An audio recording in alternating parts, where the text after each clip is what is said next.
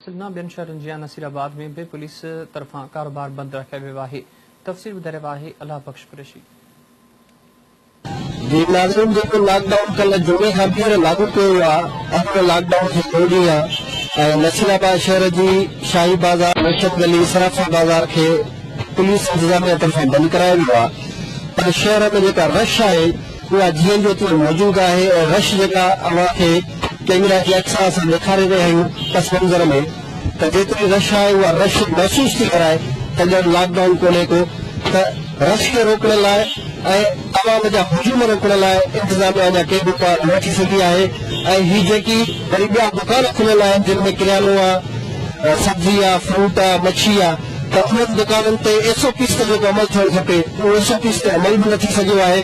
जेकॾहिं अवाम जा हुजूम मौजूद आहिनि ऐं अवाम जे हुजूमनि खे कंट्रोल करण लाइ इंतजामिया तरफ़ां कंहिं बि क़िस्म जा सख़्त उपाय न वरिता विया आहिनि। ज़रूरत इन ॻाल्हि जी आहे त हिते अञा वधीक ध्यानु ॾियण जी ज़रूरत आहे ऐं रूरल हेल्थ सेंटर में आइसोलेशन वार्ड के सुठे तरीक़े सां क़ाइमु कयो वञे, उते वधीक बेड रखिया वञनि। छो जो नसीराबाद जे भरिसां वाराए में, कंबर में ऐं भर पासे जे ॿियनि शहरनि में, मेहर में, लाड़काने में केतिरा ई कोरोना वायरस जा केस ज़ाहिर थिया आहिनि। जेकॾहिं ख़ुदा न ख़ासिता नसीराबाद में केस ज़ाहिर थिया, उन मरीज़नि खे आइसोलेट करण लाइ 5 बेड नाकाफ़ी हूंदा, जंहिंजे करे ज़रूरत इन ॻाल्हि जी आहे त उन बेडनि खे वधायो वञे ऐं सिहत खाते खे पाबंद कयो वञे त रूरल हेल्थ सेंटर नसीराबाद में कोरोना वायरस खां बचाव लाइ को सेमिनार करायो वञे, अवाम खे तबियत ॾिनी वञे त बीमारी खां बचाव लाइ पंहिंजो तौफ़ पाण कयो। जी हैदराबाद में प्लाज्मा थेरेपी जरिए